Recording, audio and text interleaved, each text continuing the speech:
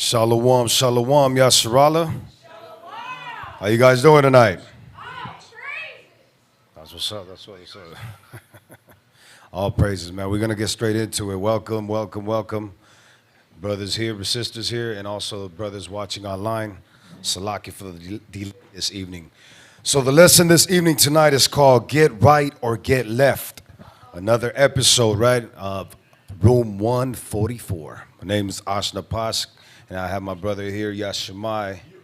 So let's go ahead and get right into it. We're going to start off with the book of Psalms 119 and 9. And it was beautiful, man. Whoever caught Blue Strip, their episode, you know, it all connects. So I hope brothers and sisters are really paying attention. The lesson we just had for, you know, blowing of the trumpets a couple days ago, they all connect. It's that time, family. It's been that time. But, you know, we here, we live in it, so let's get it right. Go ahead, Ak. The book of Psalms, chapter 119, verse 9. Wherewithal shall a young man cleanse his way? So it's a question, right? How do we clean our way? Not just a young man, just Israel in general, right? Men, women. So sometimes we think about the Christian church as far as baptism. But what good is baptism? And we're going to go into a scripture in a minute just to prove that to you. And one thing that I look at, you know, a murderer could go ahead and get baptized. A pedophile could go ahead and get baptized. All these people could get baptized, right? But still, you simply took a bath. Not even a bath, you got dipped or whatnot, right? So the question is, wherewithal shall a young man cleanse his way? Go ahead. By taking heed thereto, according to thy word. By taking heed, meaning observing, right? These words that we read about in the Bible, which is the law, the statutes, the commandments of the Most High. Keeping these feast days. But besides just doing it, it tells you in the scriptures and instructs you how to do it, right? It tells you in gladness, with gladness. Go ahead, come through and do not come empty-handed, right? It tells you all these instructions. So if we're not according to what the scriptures are telling us, then we got work to do. So again, the lesson is get right or get left. So if we're not doing it right, that's why we have brothers, we have leaders, we have each other, right? We have the Bible first and foremost. We have the manual of life right here with us. So for us to get it right, how do we get that? How do we do that? Well, you got to learn it, right? Revelations 1 and 3 tells you, right? Blessed is he that readeth. And those that keep these statutes, that do according to what's written therein, right? So if that's the case, it's simple. It's simple, but we complicate it. We complicate it in the way that we want to perceive things and the way we want to go ahead and manipulate the law and do what's convenient for us. Because that's what the church is. That's what the world does, right? That's what this conditioning in the place that we live in has done for us. I'm coming through on the freeway right now, 4 accidents. The freeway is bumper to bumper. Where are these people going, right? That's my question. Where is everybody going? And it's a question that we already know the answer for, right? To commit transgression, iniquity, sin. Crazy how we're conditioned. Go ahead, work 6 days, then go ahead, profane the Sabbath, and then end up being what? Punished for whatever these, you know, things that we partake of. But in the world, we don't know no better. We look at it like, you know what, that's the right thing to do. And then we die and we expect to rest in peace. That's not what the scriptures say. At all. At all, right?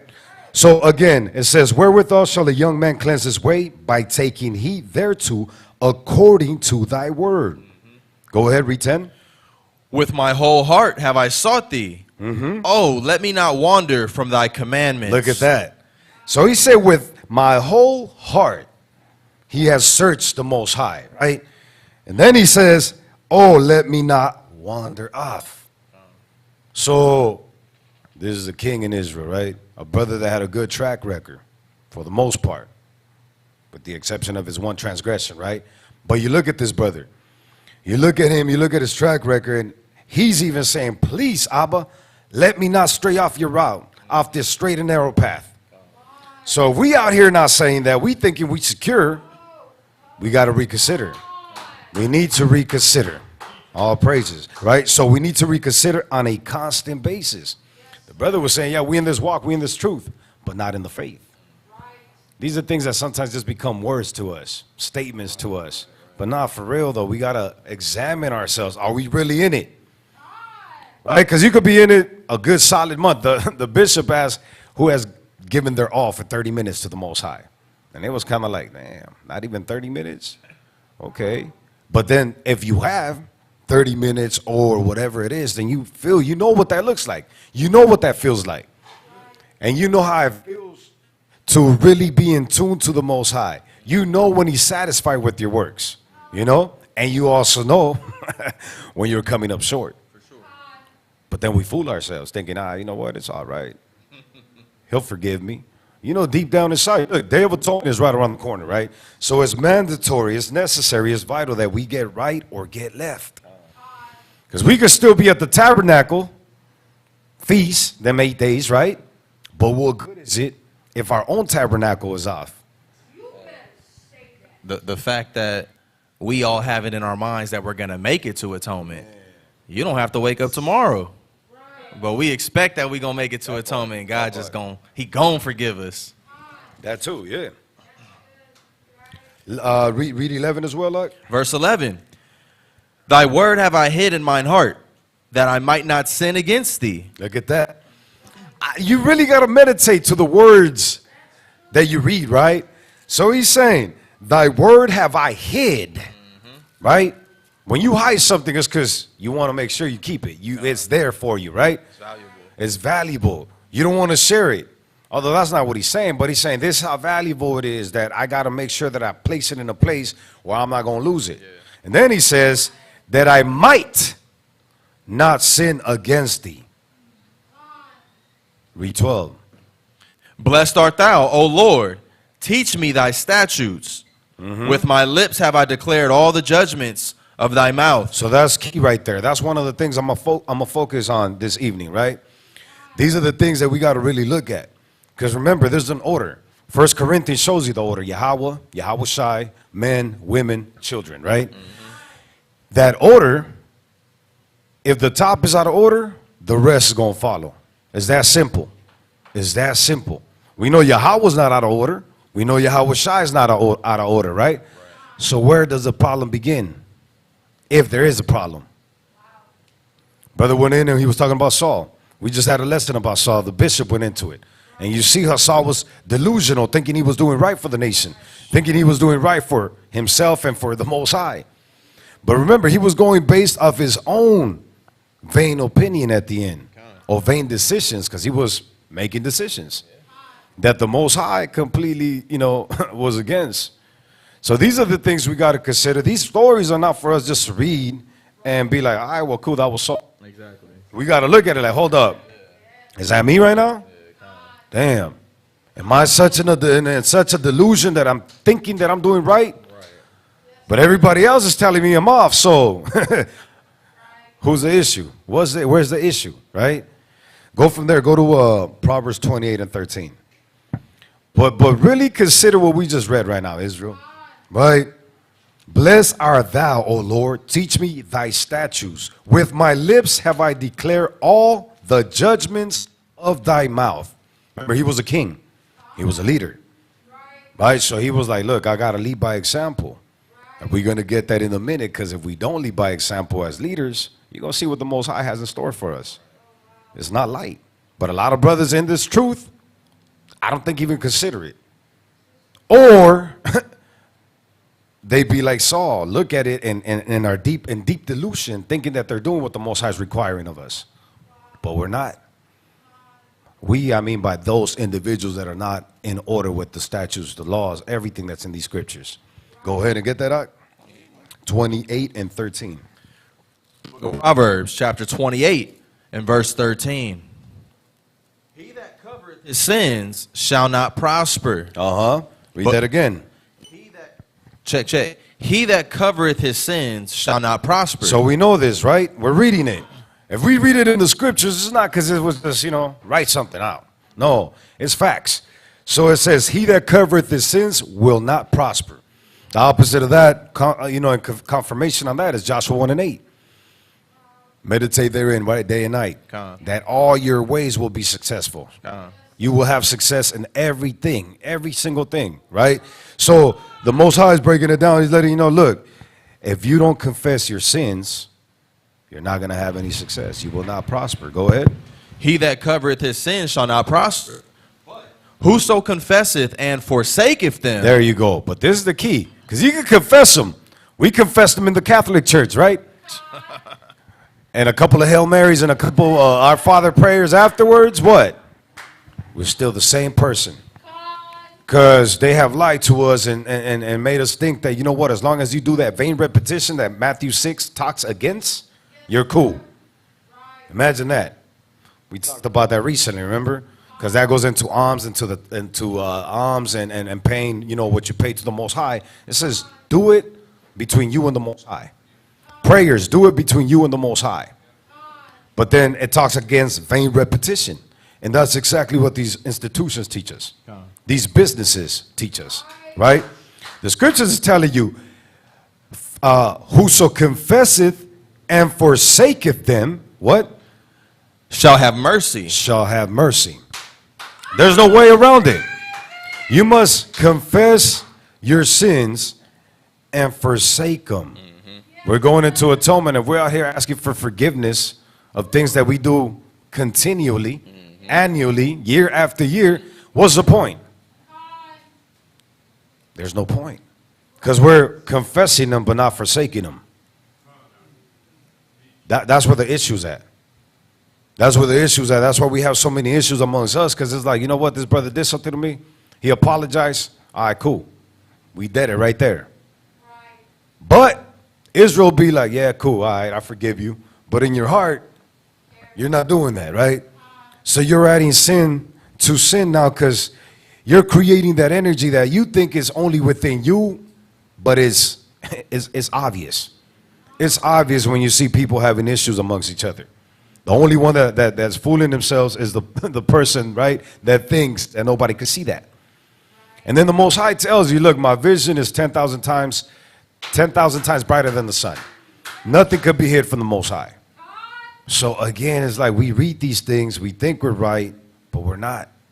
So the scriptures themselves, they're going to tell you, look, if you think you're right and you're not going to make it. You're not going to make it. I think it's in Hebrews, right, that our people go to, Romans, that all Israel shall be saved. That's crazy, because the scriptures tell you the opposite.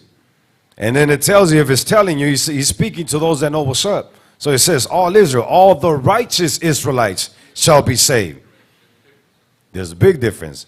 It says, those that are obedient, right, the Holy Ghost shall be given unto them, right? Those that are obedient. Nothing has changed from the beginning. Nothing. It's been the same from the jump, right? So let's go from there. Let's go to Sirach 2. We always go to Sirach 2, but let's read a little more than just verse 1 this evening. Sirach 2. We're going to read 1 through 15. The book of Sirach, chapter 2 and verse 1. My son, if thou come to serve the Lord, prepare thy soul for temptation. So we hear this time and time again, right? The Most High, he gives you fair warning. He gives you all the instructions, right? He gives you the manual to really succeed in this walk. So it says, son, daughter, if you're going to come serve me, make sure you understand that temptation is going to come your way. Meaning trials, tribulations. You're going to be tested. You're going to be tested, because what would be the point of you just making it to the kingdom? When you read about it in Esdras, it tells you exactly what it looks like. So, I mean, anything in this present world that means something, you got to work for it, right? You're not up there in a mansion just by plain old luck. Even if you're doing ugly work, you still got to put in that work. Work, you must work. Faith without works is dead. So he's telling you, listen, if you're coming to, coming to join a congregation to put in this work, because there's no other way, then understand there's going to be trouble. Brother covered it as well earlier. Look, offenses, heresies, all that's going to be there. So we cannot be acting brand new when that stuff presents itself. If we're reading these scriptures, we be like, oh, there it is. Okay, cool. Let me see how I'm gonna maneuver around this, or how I'm gonna deal with it. Oh, okay. This person offended me. All right, make sure that I'm not doing that. How can I deal with it? How can I aid these people too? Because again, remember, we're coming from a state of mind that's just effed up, right? All this trauma. So we already know we're a broken people. So if we're a broken people and we're supposed to be leaders, or we're supposed to be here to be examples to the rest that are coming in, the babes, then we shouldn't be touched or affected by the things that we see. Especially 5, 10 years down the line, 15, you're still having issues. You haven't grown, right? You have not connected to understanding who Yahweh Shai is. Yahweh Shai was here for 30-something years, what? 3 decades. At 12, he was already putting in work. So, man, that shows you like how active you need to be, how focused you need to be, right? So it says, prepare for temptation. Go ahead. It says, set thy heart aright and constantly endure. Constantly endure. He that endureth until the end, the same shall be saved. So he tells you that in the interview, right? Orientation. Listen, you coming in? This is what it's going to take. And then he reminds you throughout your career, listen, if you want to be at the top and make it through, you must endure until the end. Right? Because from the beginning to the end, it tells you the same thing time after time. Go ahead, Ak. And make not haste in time of trouble. Ooh, my brother was touching on that earlier. Our people fade away. No, you know what? I'm going through it. I'm going to just take some time off. Man, statistics show they're not going to make it. They haven't made it. Man. I mean, the scriptures tell you, right? Come together. Don't be like those that don't come together. And he says, the closer you are to the end, the more you need to do that. Yeah. How are we going to go against the brothers that were in tune with the Most High years ago, and think we're going to figure out a new method and have success in it? We're not. Right? Go ahead. It says, cleave unto him and depart not away, that thou mayest be increased at thy last end. There you go. There you go. It's like we're reading the same thing over and over and over, but the way he goes in, right, he lets you know exactly what it's going to take. Brother David said, man, I hide these so I might not sin. Then right here we're reading, cleave unto him. Cleave unto him. You got to have a tight grip, right? You got to grasp the Most High and his statutes, commandments, the people that are in the trenches with you, putting in this work.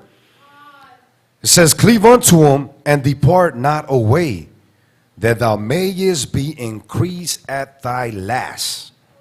Continue, thy last end. Go ahead. It says, whatsoever is brought upon thee, take cheerfully, and be patient when thou art changed to a low estate. How come we forget this? We forget this time after time after time after time. Woe is me. Why me? Only me. No. Be like the water, Abba. I was going through a little bit of Job earlier, and I'm like, wow. The spirit that brother had, man, we should be reading Job at least 2-3 times a year. That'll help us. That'll make us be quiet, because guess what? That brother went through it. He was like, man, I'm without sin. I'm innocent. But you know what? Help me figure out why I'm going through these things. Imagine to have that confidence, right? Because he had confidence. And you can't like debate that, because from the beginning when Satan came to get that green light, Yahweh was like, have you considered my good servant, this perfect man, Job? Satan was like, why would I consider him? I mean, he has you as a hedge. Of course he has me as a hedge. He's a perfect servant. Right there is letting you know, look, you want the Most High to be on your side and protect you? Be like this brother right here. Oh, well, Job's not an Israelite. Okay, whatever. Figure that out later. But guess what? He was a perfect man according to the scriptures. Right? I'm just saying the things that we get stuck on.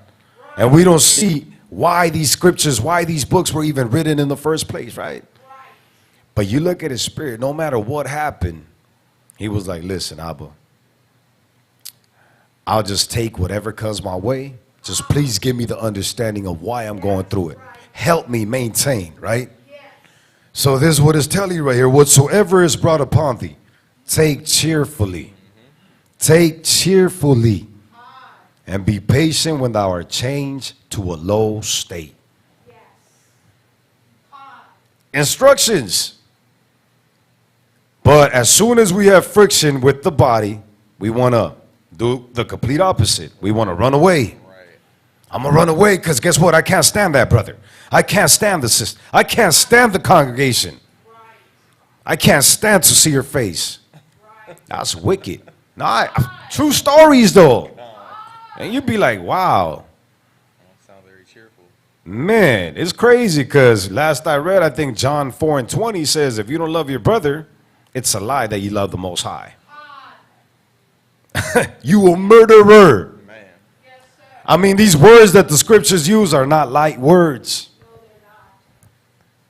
And they're so crucial for us if we're hearing these things, if we have individuals that we're having conversations with and that's how they feel, regardless how they feel, we got to come through. But also have a way, right? Brother was covering that as well earlier. How to get across. Because you could just read a scripture and think, oh, that's it, I read this. No, make it make sense. Make it make sense. Be all things unto all people, right? But still, you need to do this. You need to. We're going to prove it in a minute. But continue on. Come on. Verse 5. For gold is tried in the fire, and acceptable men in the furnace of adversity. It's a part that you got to go through. You got to go through the fire to be, guess what? You're worthy. You're worthy, servant. Come on in. Go ahead. Believe in him, and he will help thee. Order thy way aright, and trust in him. So you see, it's look, if you want the Most High, you got to be right. Right? It says, if you believe in him, he got you. If you set your ways in order, he got you. Go ahead. Ye that fear the Lord, wait for his mercy, and go not aside, lest ye fall. We keep reading this thing, or is it me tripping? Right? The same thing over and over. Over and over. So if you have a connection with somebody that's not present, hit them up. Check. Hey, what's going on? You still somewhat here? Because guess what? Remember what the scriptures say. It's a matter of time till you fully fall off and you become a reprobate. And at that point, you're in the clutches of the Most High. Nobody can help you at that point. Right? Go ahead, Huck. Ye that fear the Lord, believe him, and your reward shall not fail. Ye that fear the Lord, hope for good and for everlasting joy and mercy. See that? So again, when we don't believe, when we have that doubt, we in trouble. As long as you have that faith, guess what? You're like, you know what? I'm going through it, Abba, but it's going to be cool. It's going to be all right. It's going to be all right. You know? And you again, a man is what he, as he thinketh, so is he, right? So if you look at that and you be like, you know what? There's going to be a way. Most High has never failed me. I know it's going to get hot, but before that burn that you can't quench, guess what? The Most High is going to come through and save the day. He's done it time after time, right? But that's how the Most High tries you to see, all right, let's see. Let's see if he's really connected. Let's see if he's really a faithful servant. And then sometimes we throw in the towel off of some light stuff. Light situation. Imagine. And we're supposed to be loyal. We claim to be loyal to the Most High. Right? So he's like, look, no matter what it is, I got your back. If you believe. Go ahead. Look at the generations of old and see, did ever any trust in the Lord and was confounded? Or did any abide in his fear and was forsaken? Were they? No. Not one. So then why we have doubts? So, but when you look at it, it says, look at the generations of old and see, did ever any of these individuals that trusted was righteous and had no doubt, right? You look at Abram. Man, as soon as he got the instructions, he dipped out. He got the next one, he went and did it. Time after time after time, right? So there was no time for doubt because you were like, you know what? The Most High got me. No matter what, the Most High got me. And even in that situation, the scriptures tell you, look, I got it. I believe in you, but please help my unbelief. Because there's going to be an unbelief in you, because that's why you're going through that trial. But if you really trust in him, it's like, you know what? And that's why you need brethren. That's why you need to be in the congregation. Because without the congregation, what you're going to hear is doubt, another doubt, another doubt. Because you're in the congregation of the dead. All them individuals that you're dealing with now, they're dead, so they have no faith. Right? Abba's not in the midst with them. It tells you in the scriptures, the Holy Spirit fleeth. Right? It fleeth. So while you thinking you're stepping away to come with a resolution, come up with a resolution for your life, you're doing the complete opposite. The complete opposite. You're going into the congregation of the dead. Go ahead, Art. It says, or did any abide in his fear and was forsaken? Or whom did he ever despise that called upon him? For the Lord is full of compassion and mercy, long-suffering and very pitiful, and forgiveth sins, and saveth in time of affliction. Look at that. Time after time, right? We forget the God that we're serving. And then we do remember, and we take advantage. We be like, oh, you know, he's full of mercy. So guess what? I'm cool. I'm going to do whatever. I mean, regardless, he going to forgive me. You forgot the beginning of this chapter. But that's what happens, though. We'd be like, you know what? He got me. He knows my heart. No, he says, listen, he's long-suffering and all, but you got to go twain with him. You got to prove to him that you're worthy of that mercy. Right? Continue on. It says, woe be to fearful hearts and faint hands, and the sinner that goeth two ways. Man, look at that. Right after that, he lets you know, listen though, woe be to the fearful hearts. Fearful hearts have doubt. Yeah. The fearful hearts don't believe in the Most High. Con. And then in faint hands and the sinner that goeth two ways, a double-minded man. Yep. A double-minded man. That's why he says either you're going to be hot or you're going to be cold. If not, I'm going to spew you out. No matter where you look at it, the answers are the same thing. No matter where, from beginning to end. Right? Continue. Woe unto him that is faint-hearted, for he believeth not. Therefore shall he not be defended. Listen to that, right? You will not be defended. That's why fear is not a spirit of the Most High. Respecting, fearing the Most High, which is respect, yes. But fearing is not a spirit that the Most High gave us. That goes hand in hand with doubt. And when you have doubt, you already know you're not going to make it. The Most High says, I'm not even going to be there for you. It's like, it's a disgrace. Like, really? You have fear? Fear of what? When I'm supposed to be on your corner, right? So what kind of fear do you have? But deep down inside, you know you're not right with the Most High. That's why that fear exists. Go ahead. Woe unto you that have lost patience, and what will ye do when the Lord shall visit you? They that fear the Lord will not disobey his word, and they that love him will keep his ways. Exactly. So let's not let's not forget this. Let's remember exactly what Sirach 2. You could continue with that, right? But that right there is letting you know exactly. Listen, if you're coming through, make sure that you understand that these things are going to happen.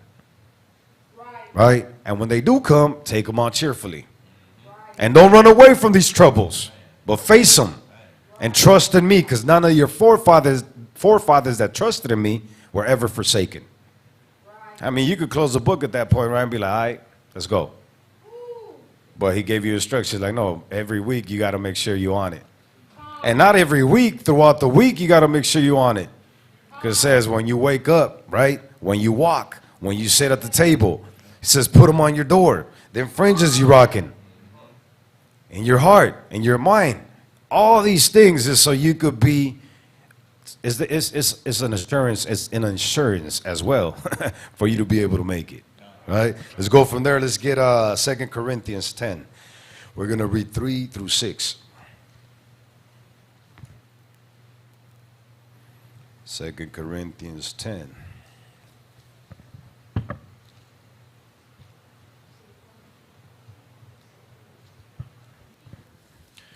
The book of 2 Corinthians, chapter 10, and verse 3. For though we walk in the flesh, we do not war after the flesh. We know that, right? We do not war after the flesh. But what? For the weapons of our warfare are not carnal, but mighty through God to the pulling down of strongholds. Imagine that, right? But it's only mighty if we actually believe in the Most High.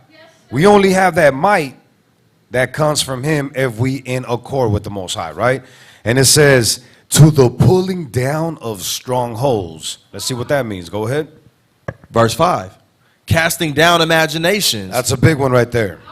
Casting down imaginations. Our mind plays tricks on us constantly.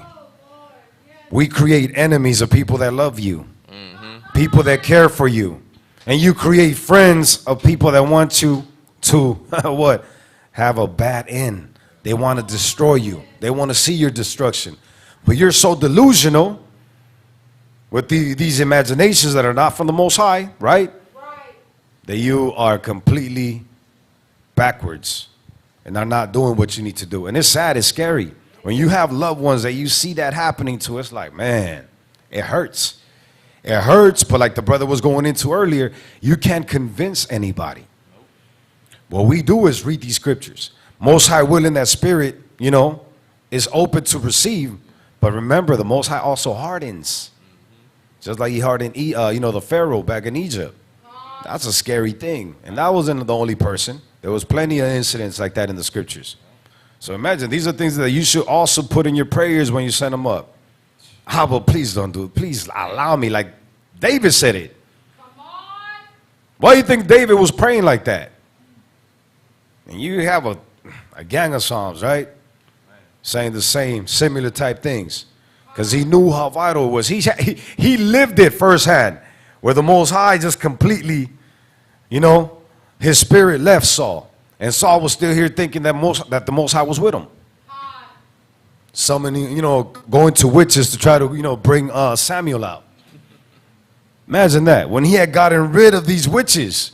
It's crazy how your mind is so jacked up that he went and got a little dressed up, right? So he wouldn't be spotted. Got the witch, came back, and tried to connect with Samuel. Even the witch was like, you tripping? Aren't you the one that was just killing us a little while ago? Yes. Putting us to death? But imagine how messed up our king was back in the day. Yes, the king of Israel. Nobody's exempt. That's why leadership is necessary for leadership to be in order. Yeah. Right?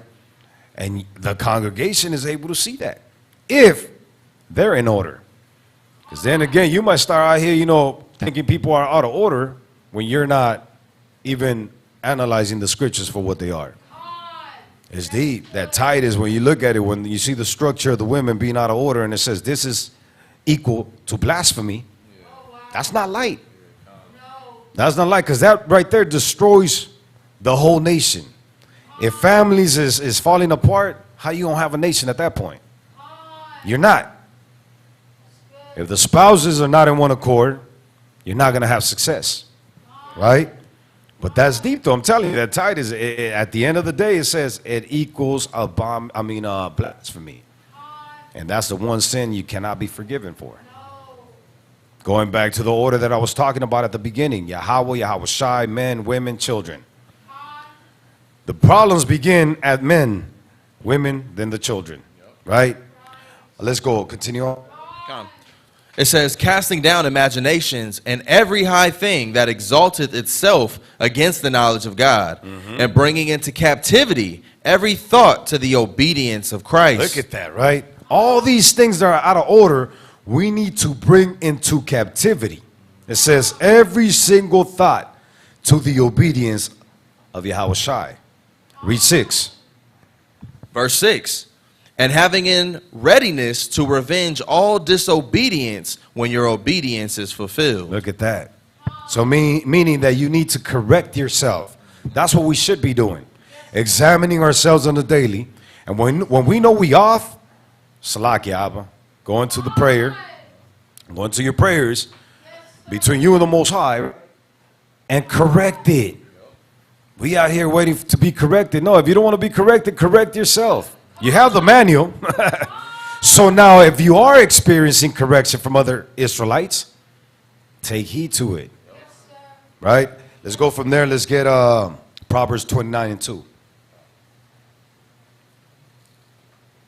But that last precept is cold, and having a readiness to revenge all disobedience when your obedience is fulfilled. So it gives you how to do it. It tells you exactly how to do it. It says if you what do you call it? If you're locked into these scriptures, what does it say? I forgot exactly what it says, but remember, Satan flees from you. Sin. If you abstain from sin, the devil flees from you. Yeah, the water. Resist the devil, he shall flee. Exactly. Go ahead up. It's the book of Proverbs, chapter 29 and verse 2.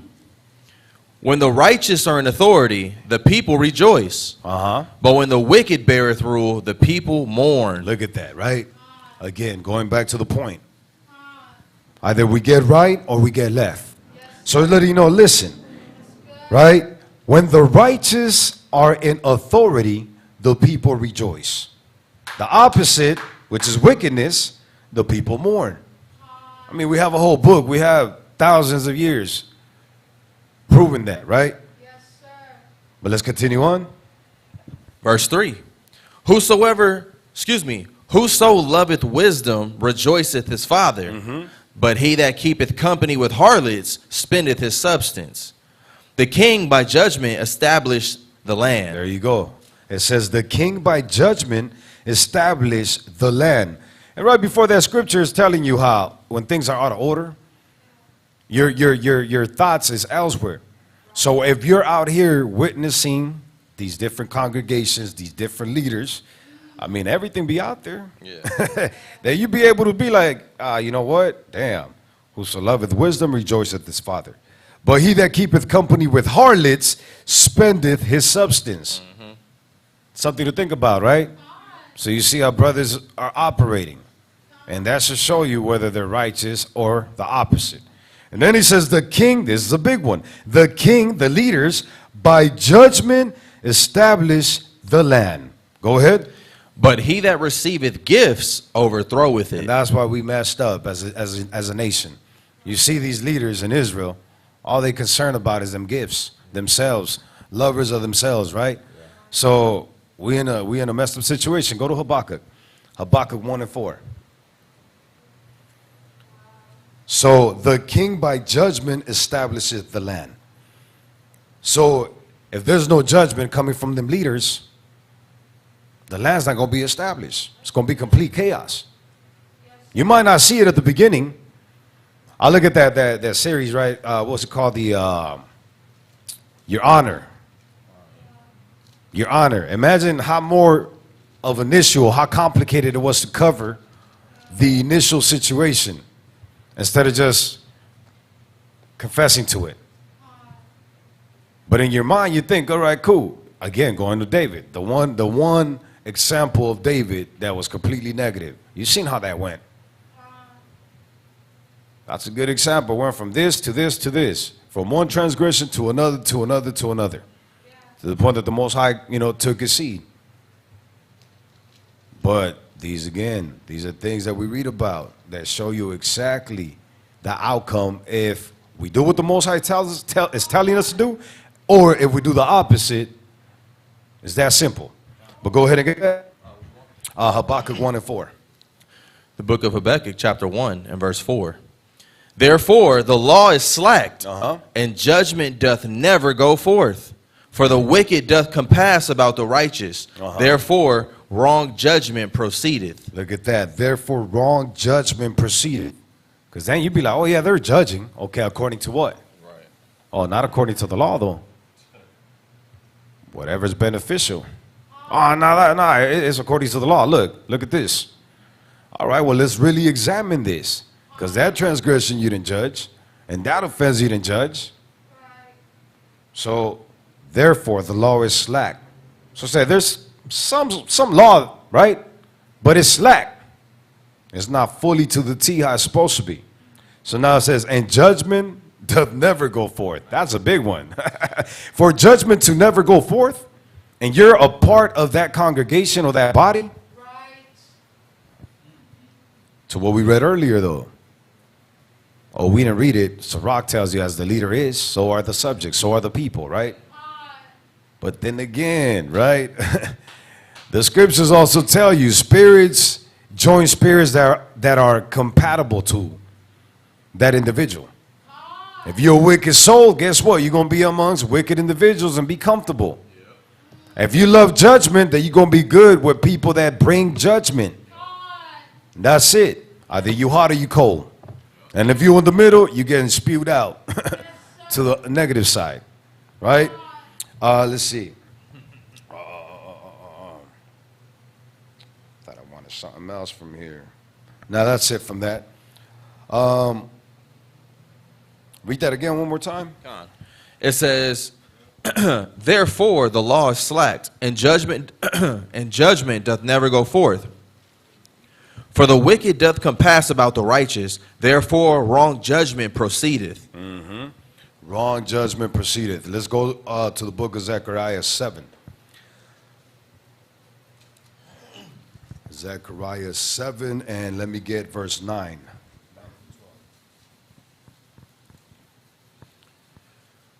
The book of Zechariah, chapter 7, and verse 9. Thus speaketh the Lord of hosts, saying, execute true judgment. Look at that. We're talking about judgment here, right? We're talking about leadership.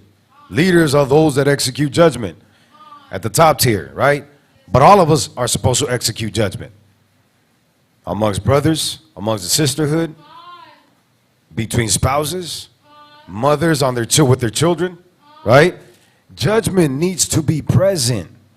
And when you don't know how to judge something, that's where you have somebody else to let you know exactly what to do. But imagine how many of us are concerned with that on a daily. Right. How many of us do like even look at things and be like, you know what, that's off. We don't. One, we don't know the law. And we also don't care to know the law. That would be like we rely on whoever, you know, are the supposed leaders, right? But then at the same time, you don't ever go to them to try to figure things out. Most High says, work out your own salvation with fear and trembling. Fear and trembling, yep. If you're fearful and you're trembling, that means, you know what, Abba, let me learn the law because I don't want to first not know it, right? And also, I don't want to give the wrong judgment. That blood is on your hands, right? So read that from the top again. It says, thus speaketh the Lord of hosts, saying, execute true judgment, and show mercy and compassion every man to his brother. Man, this word is lovely. Because he's telling you, execute true judgment. And then it follows with, and show mercy and compassions. We just read about that, I think, the last Sabbath. One of the, you know, servants that got mercy from his Lord. And then he went and did the complete opposite. And what happened to him? It backfired on him, right? It's like you forgot all the mercy that was granted to you. You came across this brother that was in the position that you was in a little while ago and did him dirty. That's what the Most High is telling you. Look, execute true judgment, but don't forget to show mercy, because true judgment consists of mercy and compassion, right? Towards every man. Is that simple. And then it gives you a couple of examples. Go ahead. And oppress not the widow, nor the fatherless, the stranger, nor the poor. And let none of you imagine evil against his brother in your heart. Even that. We read it earlier, right? We got to put all these things into submission, into captivity. So he's telling you, look, make sure you look out for the people. Going back to even the tithing. The three different tithes, the tithings that we had, right? The tithes that we had. And one of them was one of them for these individuals. So showing you that if we all were in one accord with the Most High, nobody would be lacking. That's the whole point. That's why the manual is here, so we could all be in one accord. And that's why we got to examine our circle, be like, you know what, Abba, we're not there. Because I'm lacking here, she lacking there, he lacking there. So we got to do more. We got to do better, right? We can't think about it like, damn, again, this burden, that burden. No, make it happen. How do you make it happen? These are the conversations you should be having when you're congregating with brothers, when sisters are with sisters, instead of gossiping, instead of plotting, because this happens. What we're reading about right here happens. Don't deal with her. She like this, she like that. That brother right there, man, he full of it. That's, man, it's like, read that last part again. It says, and oppress not the widow, nor the fatherless, the stranger, nor the poor, and let none of you imagine evil against his brother in your heart. Exactly. We cannot imagine evil against our brothers, right? Actually, let's get up to 14. Go ahead, continue on. Verse 11. But they refused to hearken and pulled away the shoulder and stopped their ears. Look at this. That's common, right? This brother asked a while ago, I think it was a new moon, how do you know if somebody has the Holy Ghost in them? How do you know if they have that Holy Spirit in them? You look at the congregation, they were shocked, like, damn, how do you know that? It's simple. You look, you look for these fruits, right? You look for these things. How are we conducting ourselves with our fellow brethren? And it might not be that you're always like that, but at that moment, hey, guess what? You're off right now. What do you mean? Listen, this and this and this. Okay, you know what? Salakia, let me get it right. Let me go apologize right quick. That's what it takes. Right? But it says, but they refused to hearken and pulled away the shoulder and stopped their ears. How do you stop your ears, right? That they should not hear. Go ahead. Yea, they made their hearts as an adamant stone, Man. lest they should hear the law and the words which the Lord of hosts had sent in his spirit by the former prophets. Look at that. Nothing new under the sun, right? The same thing that the former prophets had brought. You read it, another prophet brings it to you, and you're still acting the same way. Disobeying, right? Not considering. Therefore what? Therefore, it has come to pass that as he cried, and they would not hear, so they cried, and I would not hear, saith the Lord of hosts. Oh, you skipped the part. The end of the 12? Excuse me. It says, they made their hearts as an adamant stone, lest they should hear the law and the words which the Lord of hosts had sent in his spirit by the former prophets. Therefore came a great wrath from the Lord of hosts. Look at that. So they were like, nah, you know what, Abba? Nothing. We're not going to listen to you. He says, I bet. And then it says, therefore came a great wrath from the mighty Yahweh. Right? Go ahead. Therefore it has come to pass that as he cried and they would not hear, so they cried and I would not hear, saith the Lord of hosts. I will laugh at your calamity. We read this 7 and 14 all the time, right?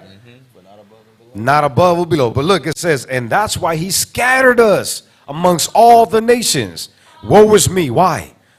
We focus on the hell with Esau. The hell with these nations. Bro, you're in that position because you didn't listen.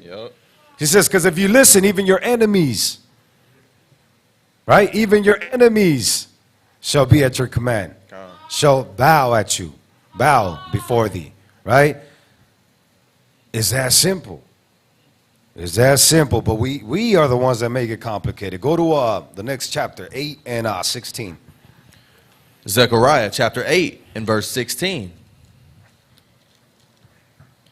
These are the things that ye shall do. Speak ye every man the truth to his neighbor. Look at that. That's what I was talking about earlier, right? It's telling you right here what we must do. It says, every one of you speak to your neighbor this truth. Go ahead. Execute the judgment of truth and peace in your gates. Again, the same thing. As you speak this truth, make sure you execute the judgment of truth and peace in your gates. These are our gates right here. Our households are our gates. We need to be living according to this. You might take some losses, but guess what? It's better to cut the cancer than to affect the whole body, right? That's what these scriptures are saying. It's sad and it's scary, but it must be done. It must be done, and that's why you got to always be, right, ready to give this message in the morning. You wake up, you go to sleep, and in between, you got to always, like, sometimes people get upset because you're talking about the same thing. Well, I was like, what else can I talk about? You know? I'm like, bro, you slipping right now. Like, look, get it together. Nah, you know, here you come again with that. Okay, it's nonsense to you? Well, guess what? They said it was nonsense, and a great wrath came from the Lord. That's what's headed your way if you don't get it right. And it saddens me. It hurts me. But guess what? I can't convince you. I'm just warning you.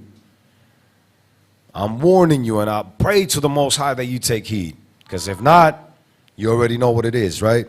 Go from there. Also get, I want it.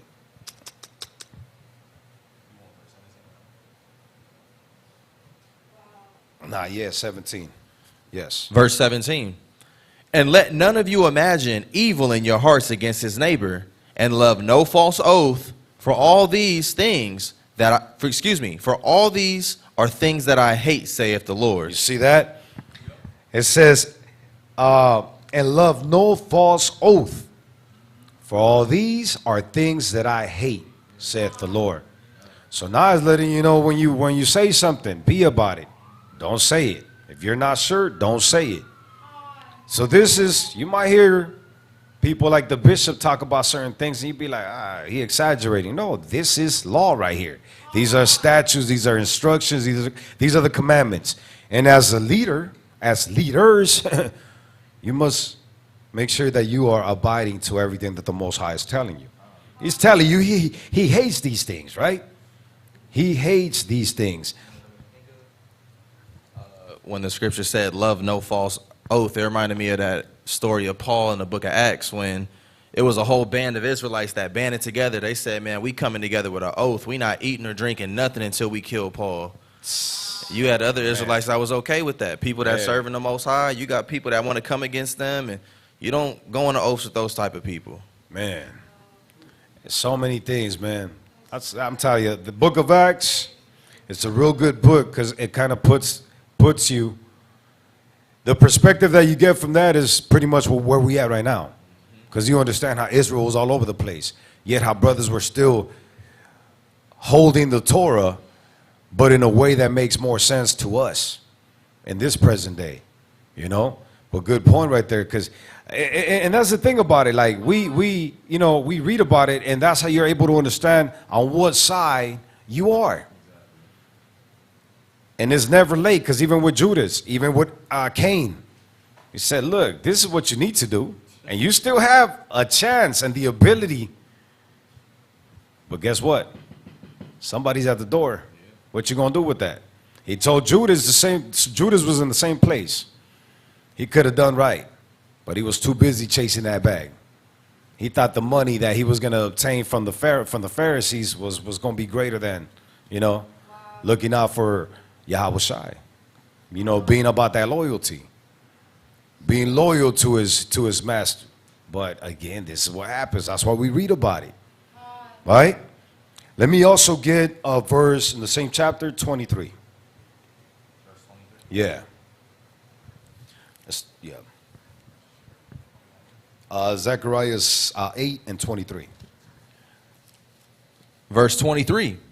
Thus saith the Lord of hosts, in those days it shall come to pass that 10 men shall take hold out of all languages of every nation, out of all languages of the nations, even shall take hold of the skirt of him that is a Jew, saying, we will go with you, for we have heard that God is with you. Imagine that. So is this any Jew? Of course not, right? No. We're reading it. This will, man, it trips me out how people really think all Israel's going to be saved.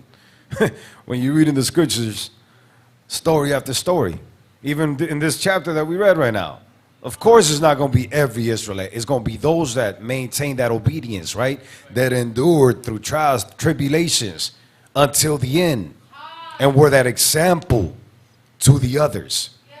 Because why would anybody come and take a hold of somebody that's going to be destroyed? It's crazy.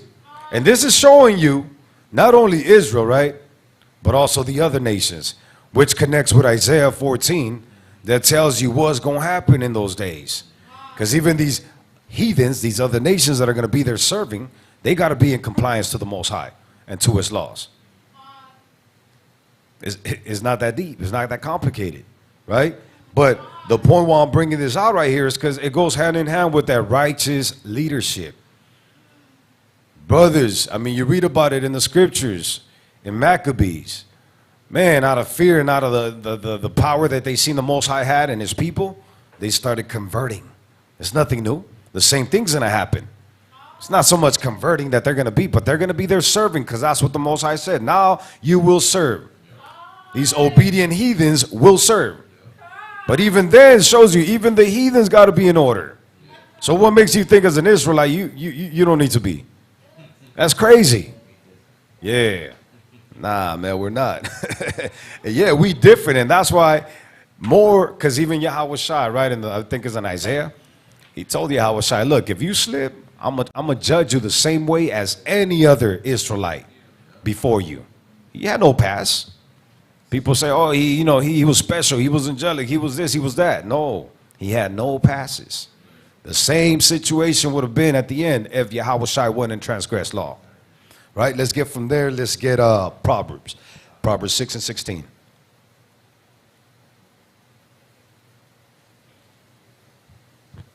The book of Proverbs, chapter 6, and verse 16. These 6 things doth the Lord hate, yea, 7 are an abomination unto him. A proud look, a lying tongue, and hands that shed innocent blood. Right, and we also read earlier than false oaths, right? Because people get stuck and be like, oh, it's just only 7 things. No, it's a lot of things. Yeah, exactly. Right, it's a lot of things. These is at least 7. Yeah, exactly. He says he hates iniquity, right? But he's letting you know, listen, because these are things that are in our community, right? Not, it's heavy in our communities. When you look at our people, that's why we suffer the way we suffer, right? We suffer from proud looks and lying tongues and hands that shed innocent blood, all throughout every neighborhood in the 4 corners of the earth. That's how Israel lives. Continue on. It says, a heart that deviseth wicked imaginations. There we go with that again. Go ahead. Feet that be swift in running to mischief. Uh-huh. A false witness that speaketh lies. And he that soweth discord among brethren. Look at all that, right? So again, going into the leadership, going into the people that you associate with. If you see this being a common situation, you're in the wrong place. If you're able to correct them and gain them brothers, cool. But if not, guess what? Depart. Find you a place and a space where, brothers are going to go twain with you. Where brothers are actually trying to uphold the law, the statutes, the judgment, the mercy, the peace, right? That community building. If you go out there street teach and then that's it, everybody goes their own way, what good is that? You were out there crying to the wind, right? And you probably got a couple soldiers, but how are you showing these people how to maintain? How do you even prove that they're in order, right? You're not even congregating with them. You're not looking into the future on how to get out of the situation you're in to get to the place that we need to get to, which is these communities, and these communities that are going to become a nation of people, which is Israel, right? Which the scriptures tell you we need to rehearse the righteous acts. The righteous acts is not just simply coming on the Sabbath, opening the book, right, reading through it, and then going and doing your own business. Nah, it's coming together, really thinking things through and how to create these avenues, these branches, these businesses, to be able to rely on your own, the Most High, and on your own people. Our forefathers, that's what they did. That's why they were successful. The focus was always how to improve the nation. The Maccabees said, we fight for the God, our laws, our statutes, and our people. Every story, the same thing. But if we have friction with every brother or enough brothers and sisters, we're already failing at that point. It ain't happening. It's not. It ain't going to happen. If we have issues at home with our spouses, it ain't going to happen.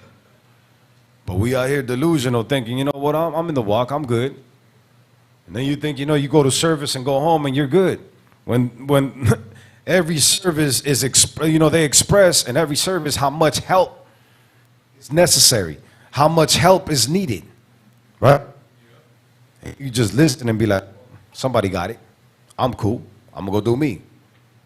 That's not how it works. So it says the Most High hates all these things. Read, let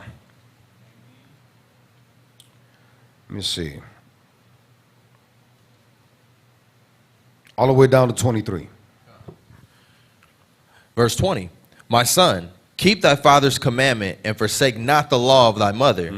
Bind them continually upon thine heart. That's what we were talking about earlier, right? And look at how it shows you the unity right there. Not a single parent house. It tells you exactly, my son, attend to my words. Incline thine ear unto my sayings, right? And then before that, it was talking about how to make sure that your pops is on point, and you and your mother is on point. Sirach 30 talks about that. Sirach 3 talks about that, right? The commandments talk about that. Honor thy parents. And then your parents honor their parents. Community, nation. Continue on. It says, and tie them about thy neck. When thou goest, it shall lead thee. When thou sleepest, it shall keep thee. And when thou awakest, it shall talk with thee. For the commandment is a lamp, and the law is light. And reproofs of instruction are the way of life. Exactly. And look at what it says right there. And health to all their flesh. Right? All this. Read 22 what? Verse 22. When thou goest, it shall lead thee. Am I right? Salakia. I'm tripping. Hold on, let's make sure I'm on the right spot. Yeah. I flipped out. Hold up. It's in the spirit. Damn. Okay. I was really in there, though. What happened to my script right here? Proverbs 6. No, I know where I'm at, but, man, that was on point right there. Go ahead. Salakia for that, Akim. 6 and verse 22. When thou goest, it shall lead thee. When thou sleepest, it shall keep thee. And when thou awakest, it shall talk with thee. Go ahead. For the commandment is a lamp, and the law is light, and reproofs of instruction are the way of life. So again, bringing it all together, right? For the commandment is a lamp, and the law is a light, and the reproofs of instruction are the way of life. Going back into the full circle of like, okay, you know the law, you know the statutes, you apply them, you bring that proper judgment, that just judgment, that mercy and that peace. And then it says, at that point, you're solid. You're doing exactly what the Most High wants you. I was looking at 4 right now, but it all goes hand in hand with it, because really that order's got to be, from the top all the way to the bottom. You see it time after time. Tobit, a prime example. I love Tobit. That book of Tobit, man, it shows you exactly what that looks like. That's a family to look at and covet. The way they were operating. Because even his marriage situation, it was a scary one. But he trusted in the Most High and was like, listen, I'm going to overcome all of that. We're going to be good. Says, I don't take you for lust, but I take you for this longevity. You want 24? Read 24. Proverbs 6 and 24. To keep thee from an evil woman, from the flattery of the tongue of a strange woman. And it keeps going on down to talking about that as well. It's like, you got to be in order with everything, Israel. When you know the judgment, you know exactly what you need to do. Because earlier we talked about it, right? Giving your substance unto harlots is what it said. And harlots is not just, prostitutes and all that, but also all these doctrines that we get caught up with. Right? Because the Most High tells you, and I think we're going to cover it in a minute. Actually, that's next. Let's go to Jeremiah. Jeremiah 2 and 20.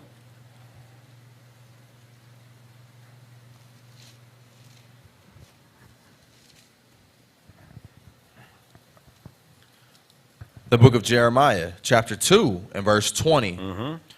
For of old time I have broken thy yoke and burst thy bands, and thou saidest, I will not transgress. Look at that, right? Going back into what we read earlier. Then false oaths. Most High said, look, I gave you freedom. And you said, I will no longer transgress. Go ahead. It says, when upon every high hill and under every green tree thou wanderest playing the harlot. Look at that. Right? You say, I'm not going to transgress, Abba. Abba frees you. He sets you free. And then he says, but, look at you though. You say these things, but under every high hill, right? Upon every high hill and under every green tree, you are out there wandering off, playing a hoe. No loyalty, right? Doing whatever you want. Continue on. It says, yet I had planted thee a noble vine, wholly a right seed. How then art thou turned into the degenerate plant of a strange vine unto me? Man, abominable. Imagine he said it because in Revelations it talks about it, right? When it talks about Yahweh and Jesse. Mm-hmm. But he's like, damn, listen, I planted thee a noble vine. Noble vine. Noble. Kings, queens, princes, princesses, right? But what have you turned it into? Degenerate plant of a strange vine. But in our mind, guess what? I'm going to be good with you. I'm going to be good to you. I'm not going to sin. I'm not going to transgress. Constantly breaking these oaths, these promises, right? The covenants. Go ahead. For though thou wash thee with nitre, and take thee much soap, yet thine iniquity is marked before me, saith the Lord God. Exactly. So he's like, in your outer appearance, you might appear to be clean, but guess what? You're not. You're polluted.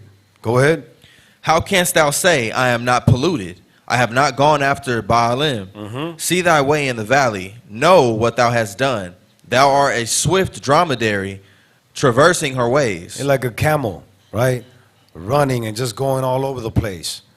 With no direction. You're just going cross different paths that don't lead you to Yahweh. But in your mind, you're doing good.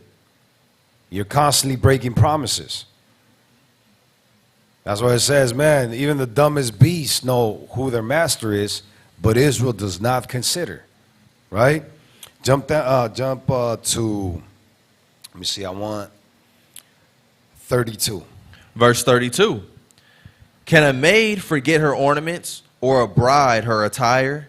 Yet my people have forgotten me days without number. Imagine this. Israel has forgotten the Most High, right? For days without number. That's sad right there. But you see it. That's why when you go and deal with family, you could only be there for so long. And good luck if you end up at peace once you leave, right? Because more than likely you're going to bring some of this to them, and their spirit is not going to bear witness. They're going to reject it, and there's going to be some friction. You got to still stay, right? And be a prime example, be that good example. But you know, more than likely, it's going to be tough. It's going to be tough because in their eyes, they'll be like, man, the hell with this guy. They're going to be talking about you, and you're going to feel some type of way because you're supposed to feel some type of way. But at the same time, make sure that, you know, you keep that to yourself between you and the Most High. So you could be that proper, that righteous example unto him, right? But it says, Israel has forgotten me forever, for days, right? Go ahead. Why trimmest thou thy ways to seek love? Man, and this is the reason why we forget him. We're chasing everything else but the Most High. We're chasing this false love. And in that chase, we like, you know what? I know I'm supposed to do this, but I'm going to do this. I know this sister's supposed to be a righteous sister, but you know what? I'm pretty sure eventually she'll get with the business. And you go ahead and make a covenant with somebody that you're not supposed to. You go into a job that you're not supposed to. I mean, the probation is only going to be 90 days. After that, I'm cool. All right. Are you really, though? Man. And the list goes on, right? But it says, no. It says, why trimmest thou thy way to seek love? Go ahead. Therefore hast thou also taught the wicked ones thy ways. Look at that. And you doing that, you're an example, right? And you create more wickedness. You're adding sin to sin. Thinking that you're just doing something for, you even say, the benefit of the nation. You start lying to yourself. And what you're doing is multiplying wickedness on the land, right? You're not establishing, you're not doing what the Most High is telling you to do. Continue on up. Also, in thy skirts is found the blood of the souls of the poor innocents. I have not found it by secret search, but upon all these. Yet thou sayest, because I am innocent, surely his anger shall turn from me. Man, go ahead. Behold, I will plead with thee, because thou sayest, I have not sinned. Look at that, right? We still say to ourselves, right? And we think, you know what? I'm innocent. I'm cool. Man, Most High said, I'm going to deal with you. Don't forget, I'm going to deal with you. Let me get Job right quick so we could understand what innocence looks like. Job 33:9.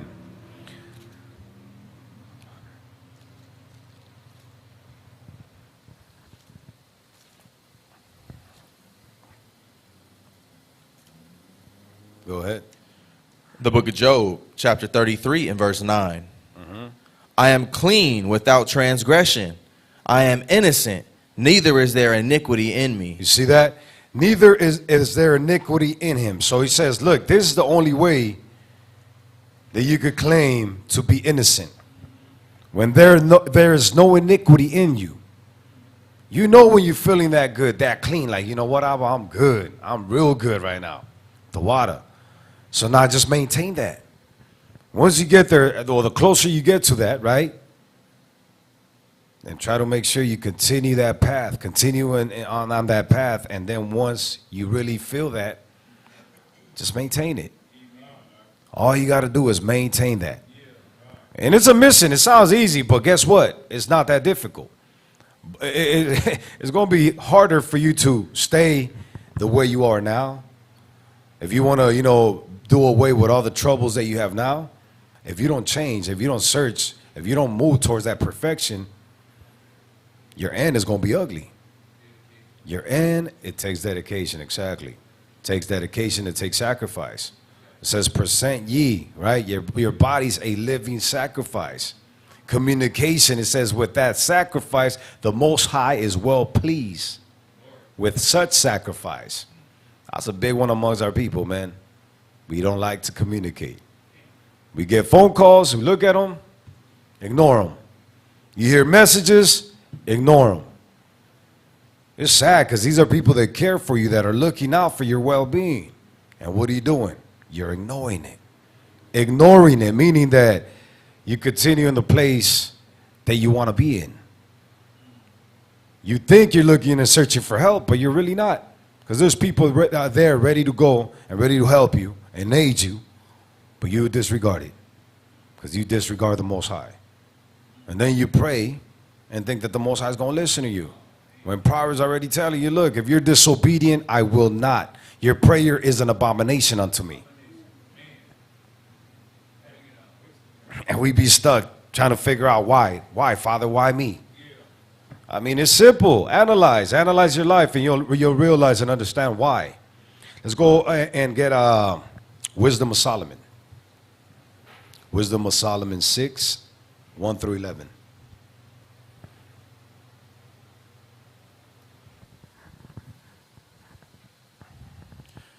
Go ahead. The book of Wisdom of Solomon, chapter 6 and verse 1.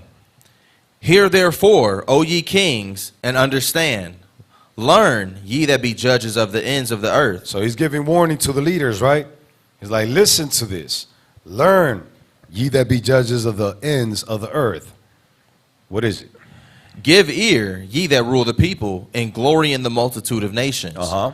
For power is given you of the Lord, and sovereignty from the highest, who shall try your works and search out your counsels. Look at that. We forget these things. We become leaders and we feel like, you know what I say goes.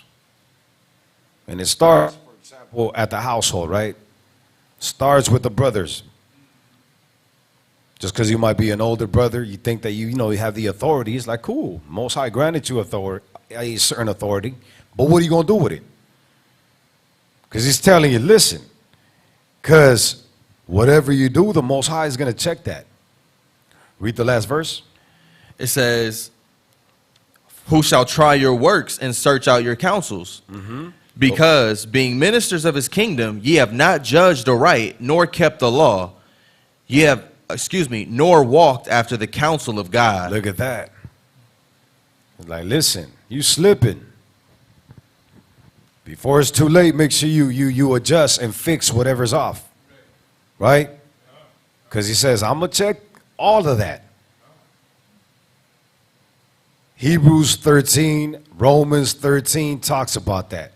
And it goes on both ends. He's like, listen to the ones that, listen to your leaders, right?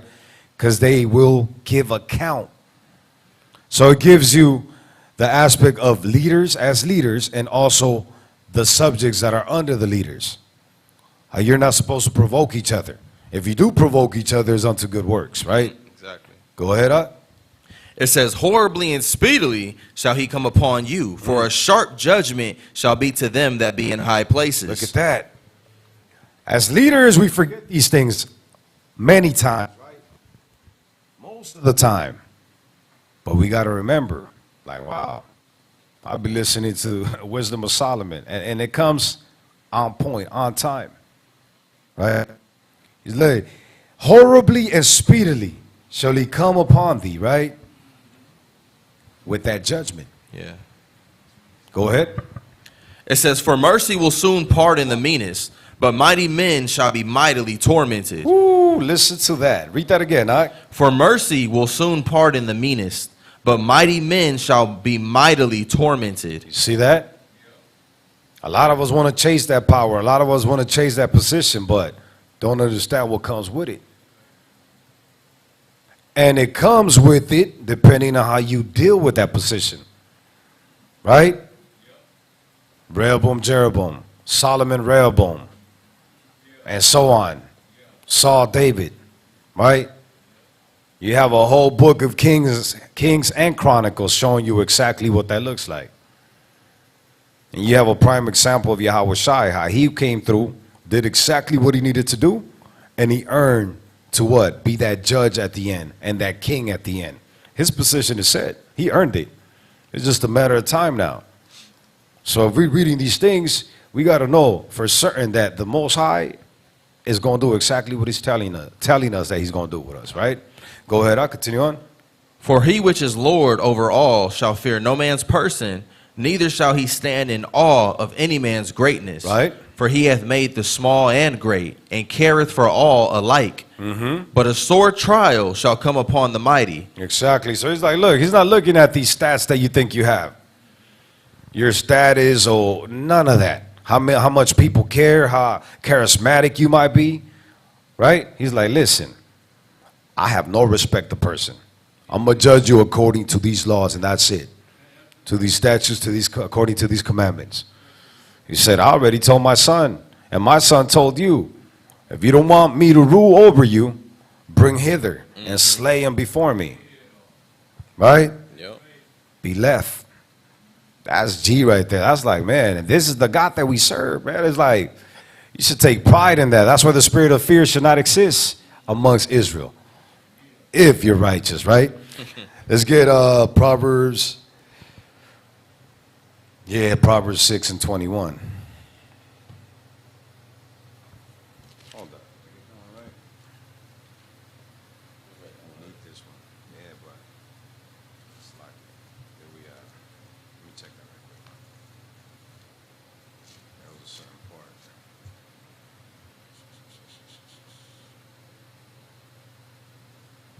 That's not it.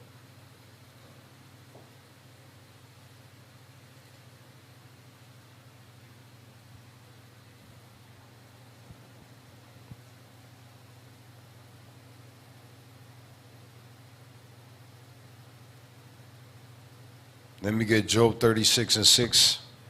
We're going to go back to Proverbs in a minute.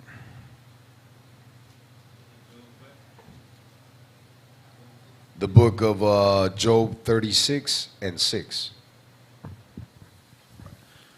The book of Job, chapter 36 and verse 6. He preserveth not the life of the wicked, but giveth right to the poor. He withdraweth not his eyes from the righteous, but with kings are they on the throne. Yea, he doth establish them forever, and they are exalted. So the Most High is letting you know, listen, I'm not saving the wicked. He actually says he's continually upset with the wicked. Every day. So imagine on the day of judgment how that wrath is going to be. To a point Yahweh Shai was like, listen, I got him right now. Eventually you'll help. But guess what? Let me at him. Right? So the scripture I was looking for basically is telling you, listen, whatever you think you're doing, at the end of the day, through your iniquity, you basically are going to hang yourself by that wickedness. Which is what you see with Judas, right? At the end, when he realized that he had slipped up, he took himself out. When you see in the scriptures, in the Gospels, it says, look, if you offend one of these little ones, man, it's best that you just kill yourself. So these are the things that we got to take heed to. Because it's like, either you're on point with the Most High, or you're not. It's that simple, right? Let's get, let me get Sirach 32 and 12.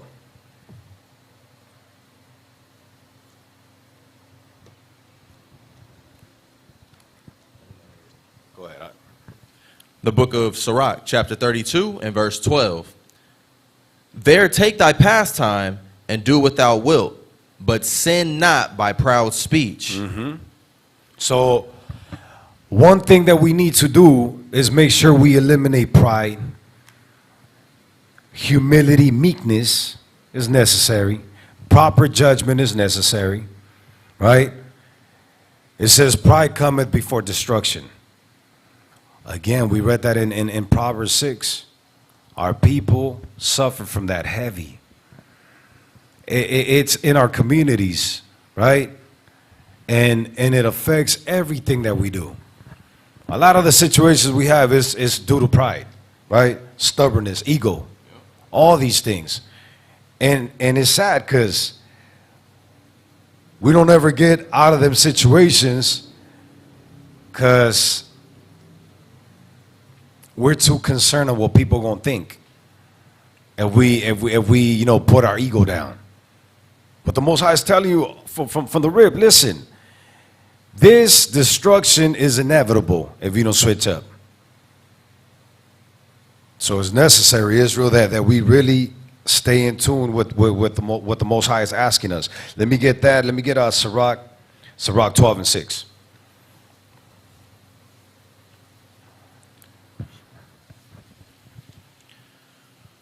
Go ahead. The book of Sirach, chapter 12 and verse 6.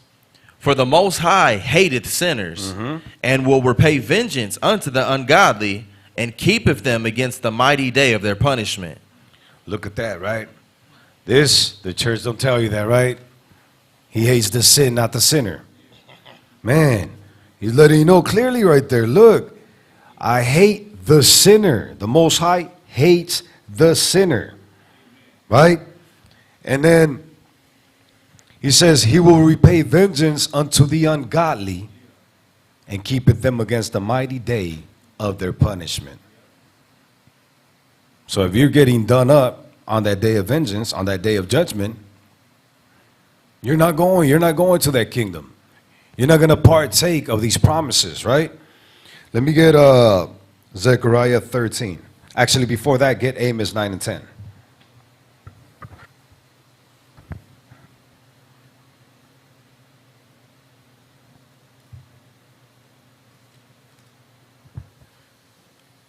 The book of Amos, chapter 9 and verse 10. All the sinners of my people shall die by the sword, which say, the evil shall not overtake nor prevent us. It's crazy how you read one precept and then you hear the mentality. You read the mentality of Israel, right? Exactly what we be saying. You know what? I'm cool. That's not gonna affect me. I'm straight. Most High saying, listen, every sinner of my people is going to be put out. Every single one of them. Have no doubt. Right? Continue on. It says, in that day will I raise up the tabernacle of David that is fallen, and close up the breaches thereof, and I will raise up his ruins, and I will build it as in the days of old, that they may possess the remnant of Edom, and of all the heathen which are called by my name. Exactly. But again, All Israel, no. He said, all the sinners of my people shall die by the sword, right? Which say that evil shall not overtake them. So then they're eliminated. So now when you're coming into the blessings of these Edomites coming through and serving Israel, the other nations serving Israel, wicked Israel is no longer there. Yeah. So either you get right or you get left, right? And let's prove it one more again with another precept, a couple more precepts. Zechariah 13. Zechariah 13. And another thing I wanted to touch on in Sirach was, you know, the scripture talks about an evil man's always making excuses. An evil man, no matter how many of these precepts you read to him or he reads himself, is always going to have something to say to go against the word. But the scripture just confirmed, right? He said, all the sinners of my people shall be put to death. So get that? 13, yes. 1 through 3. Zechariah chapter 13 and verse 1. In that day there shall be a fountain open to the house of David and to the inhabitants of Jerusalem for sin and for uncleanness. And it shall come to pass in that day, saith the Lord of hosts, that I will cut off the names of the idols out of the land, and they shall no more be remembered. And also I will cause the prophets and the unclean spirit to pass out of the land. So are they going with the Most High? Saying, no, I'm cutting them off. All this confusion, all these lies, all these wicked Israelites, they're getting done up. Listen close. Go ahead. It says, and it shall come to pass that when any shall yet prophesy, that his father and his mother that begat him, that his father and his mother that begat him shall say unto him, thou shalt not live, for thou speakest lies in the name of the Lord. And his father and his mother that begat him shall thrust him through when he prophesied. Listen to that. Nor respect the person in Israel. But we be caught up in a fairy tale. But why? No. Nah. Most High is saying, listen, the parents that begat this individual are going to take him out. He wicked, she wicked. They're out. That's how severe this is. The Most High is not playing no games. He says your mother and your father are going to put you to death. I mean, think about it. The severity of that. But we be out here still thinking, nah, you know what, I'm good. I'm cool. Nah, it says in that day, man, none of this evil is going to exist. No matter who it is. If it's your spouse, your daughter, your son, your sister, auntie, grandma, gramps, uncle. He says, nah. For him to tell you that the parents are going to put that son out, think about it. That's not easy for a father or a mother to do. But at that point, guess what? It is. It's going to be done. So let's jump from there and let's get, what do I want? Let me get 8. Same chapter, let's go to verse 8.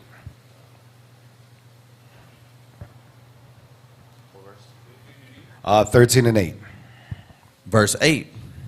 And it shall come to pass that in all the land, saith the Lord, 2 parts therein shall be cut off and die, but the third shall be left therein. You see that? 1/3. When you hear that 1/3 being referenced, this is where it's coming from. It says 2/3 will be done with. That 1/3 shall be left. And you just read how serious it's going to be where parents are taking out their loved ones. Yeah. Their people that they begat, their sons and daughters. Talks about sons, but obviously there's no exclusion. Everybody's going to go. Go ahead, Huck. And I will bring the third part through the fire, and will refine them as silver is refined, and will try them as gold is tried. So pay attention to that. Because we think about that like something that's to happen. But it's already happening, though. It's already taking place. Because you can't just all of a sudden, you know, be right or be wicked. It's what we are right now. So it says, but in that day, listen, this was going to happen. That day is right now. It's already going on. Rehearsing the righteous acts. That's what we're doing right now. So when that day comes, you already know who's who. You already know where people are going to be at. And that's why it's sad when you're talking to your, relatives that they don't see it. they think that you're crazy, that you're a fanatic, that you're just in a cult or whatever. And it's not. Look, it's so vital that you got to understand, pops, mom, auntie, brother, Most High has no respect of person. You read this at church, but you don't understand that. I'm trying to give you that fair warning that the Most High said for me to give you in many books, right? Finish that up, Buck. It says, they shall call on my name, and I will hear them. I will say, it is my people, and they shall say, the Lord is my God. Exactly. Let's get the last scripture. Let's go to Isaiah. Isaiah 13.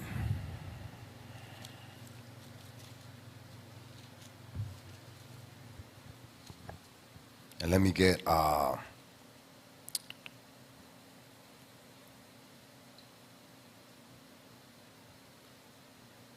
start at 9. The book of Isaiah, chapter 13, and verse 9. Behold, the day of the Lord cometh, cruel, both with wrath and fierce anger, to lay the land desolate, and he shall destroy the sinners thereof out of it. The what? He shall destroy the sinners thereof out of it. No matter where you go, where you read it, it's the same thing, right? He says, look, behold, I'm giving you fair warning. The day of the Most High cometh, right? Cruel both with wrath and fierce anger, to lay the land desolate and get rid of all sinners in it. Continue on. For the stars of heaven and the constellations thereof shall not give their light. The sun shall be darkened in his going forth, and the moon shall not cause her light to shine. And I will punish the world for their evil, and the wicked for their iniquity. And I will cause the arrogancy of the proud to cease. Well, we were talking about that pride. The arrogancy of the proud to cease, to stop existing. Go ahead. And will lay low the haughtiness of the terrible. Look at that. The things that men and female constantly practice in our communities. The reason why we are in the condition that we're in. He says, I'm getting rid of all of that day. Go ahead. It says, I will make a man more precious than fine gold, even a man than the golden wedge of Ophir. Therefore, I will shake the heavens, and the earth shall remove out of her place, in the wrath of the Lord of hosts, and in the day of his fierce anger. Go ahead. And it shall be as the chase roe, and as a sheep that no man taketh up. They shall every man turn to his own people, and flee every one into his own land. Every one that is found shall be thrust through. Listen to this, right? No matter where you run, these nations are going back to the people. Now it's talking to everybody, right? It says, everyone that is found shall be done up, put out. Read. And everyone that is joined unto them shall fall by the sword. You see that? So it says, anybody of my people, basically, because that's what he said earlier, name is, that is found with these individuals, and any sinner, it says it's going to be done for them. It's going to be, that's it, eliminated. Judgment day, right? So, again, we got to get right or get left, right? No matter where you are. You could continue on with the lesson, but, I mean, the point is there, right?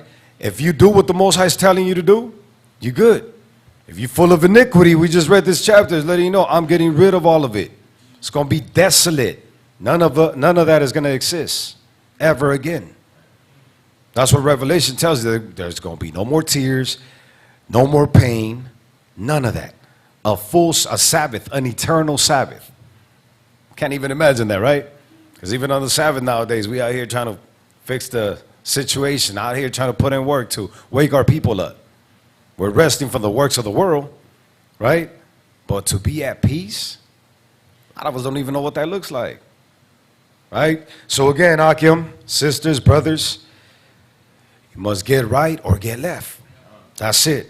With that, we say shalom, kwam yasharala, and, tune in tomorrow at 4 o'clock, 4:30 for the closing Sabbath service. Shalom, yasharala.